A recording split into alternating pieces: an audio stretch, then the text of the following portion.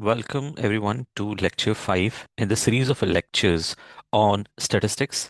Now, these series of lectures on statistics will not only help you in CFA or FRM, it will also help you in developing your basic concepts on machine learning, data science, and definitely actuarial science.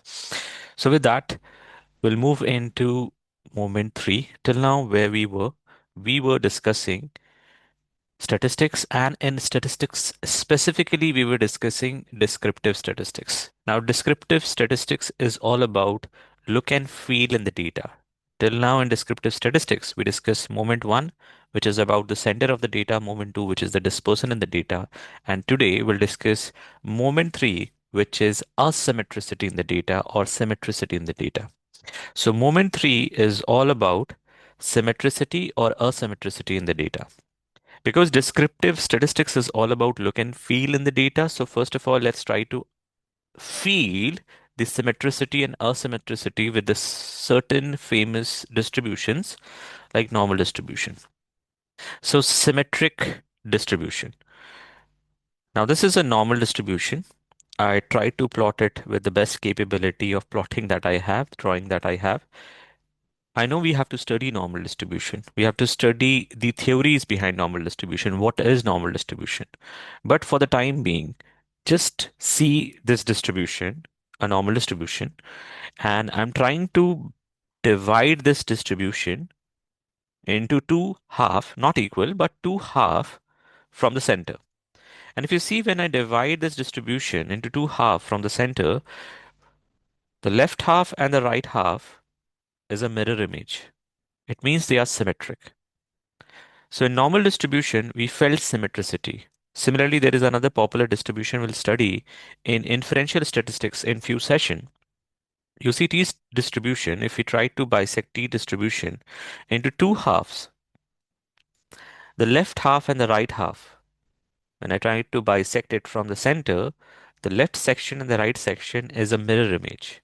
Again, symmetricity. You felt symmetricity. But see certain distributions like F distribution, chi distribution.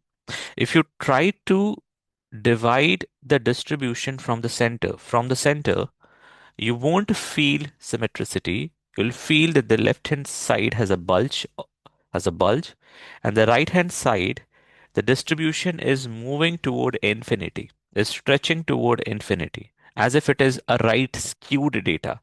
It is trying to skew itself in the right direction till infinity.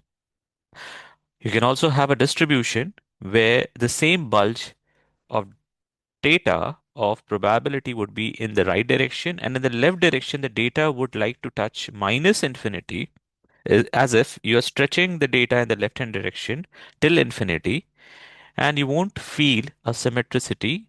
You feel asymmetricity in the data. What do you feel? You feel asymmetricity in the data. So for normal distribution, T distribution, you felt symmetricity. For F distribution, chi-square distribution, and this hypothetical distribution, you felt asymmetricity in the data. Okay.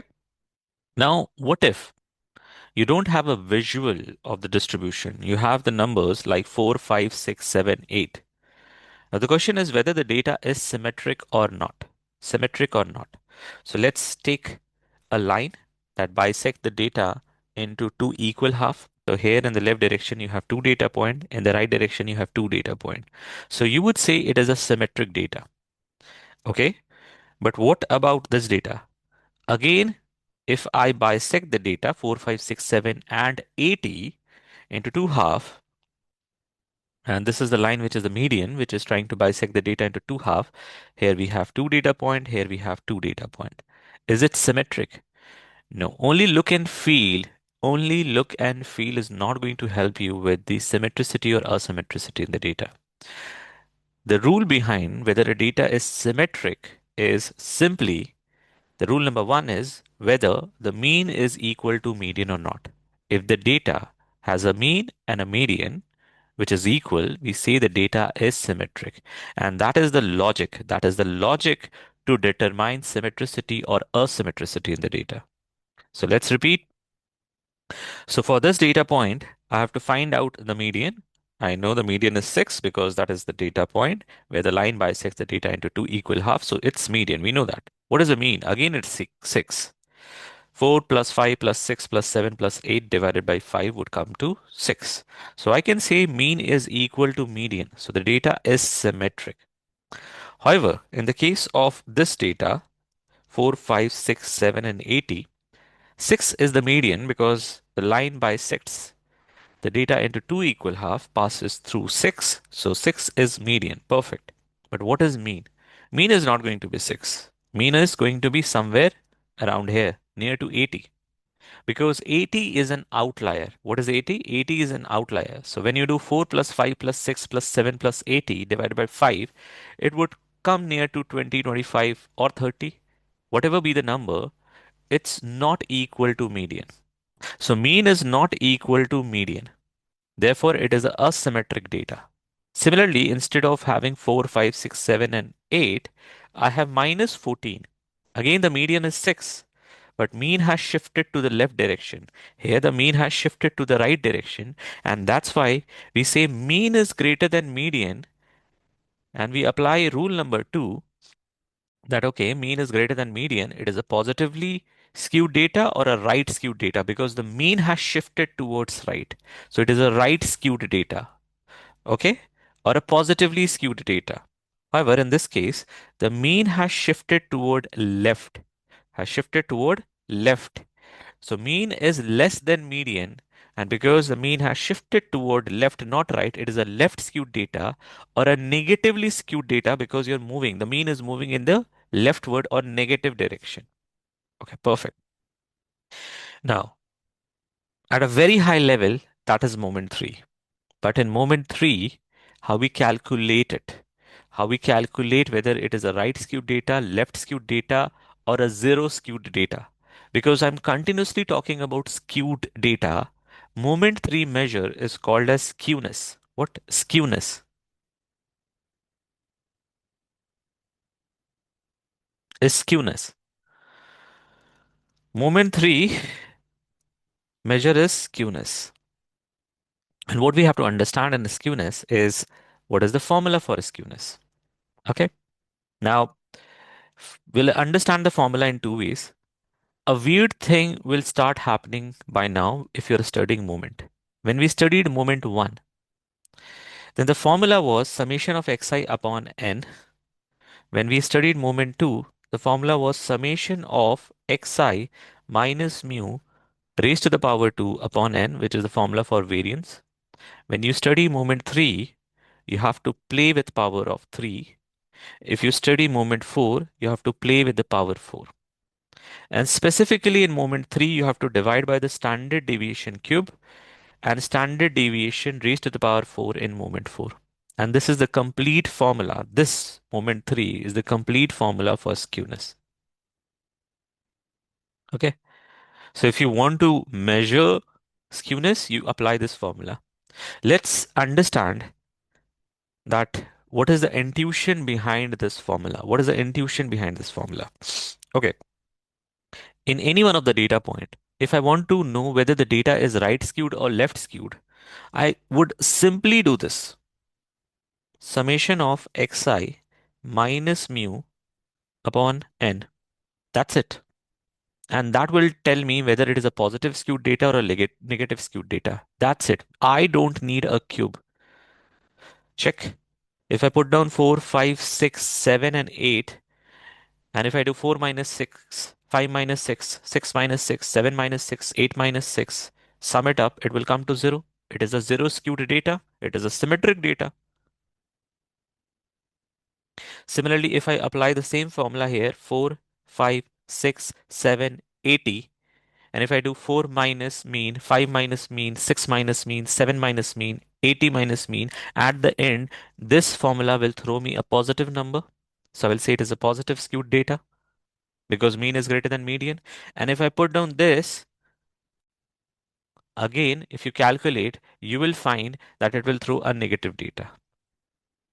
But again, understand this formula is missing one thing which is important. Humanly emotion. Higher distance from the mean should have higher weights. So I have to apply the weight. So let's do this square. The way we did in moment 2, let's do the square. But if I do the square, it will always throw positive data, never throw 0 and negative. So let's do the cube. Now, if you do the cube, again it will start throwing 0, positive and negative data point. No issues. But the problem is when you're doing cube,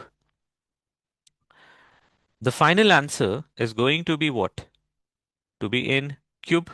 If the data is in meter, it would be meter cube. If the data is in centimeter, it is going to be centimeter cube. If the data is in percentage, it is going to be percentage cube. And please understand this.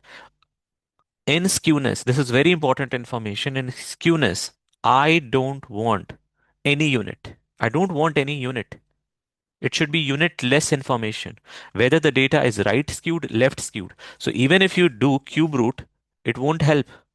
The cube root will not help because if it is in meter cube, it will come to meter. If it is centimeter cube, it will come to centimeter. So what is I need to do so that it would be unitless? So what they did, they divide with the standard deviation cube of the data. And when they divide with the standard deviation cube of the data, it resolves two problems. First, the unnecessary amplification of the data gets reduced because you're playing with cube, so the data is very amplified. So it will get reduced. Second problem, the data will become unitless. And the third problem, by dividing by the standard deviation, you are removing unnecessary element of moment 2 getting captured in this formula. So this is the best formula to use for skewness. And that is the intuition behind developing this formula. Okay. So three things. Moment 3 is all about asymmetricity or symmetricity in the data. How you identify whether a data is symmetric or asymmetric? Only to measure mean and median. If mean and median are equal, it is symmetric. If mean is greater than median, it is right skewed or positively skewed. If mean is less than median, it is left skewed or negatively skewed. How you calculate the skewness in the data? With the help of this formula. And we discuss about the intuition of this formula. With that, we have completed moment 3 and we can move to moment 4, which is fatter or thinner tail in the data. Thank you. Have a nice day. We'll stop here.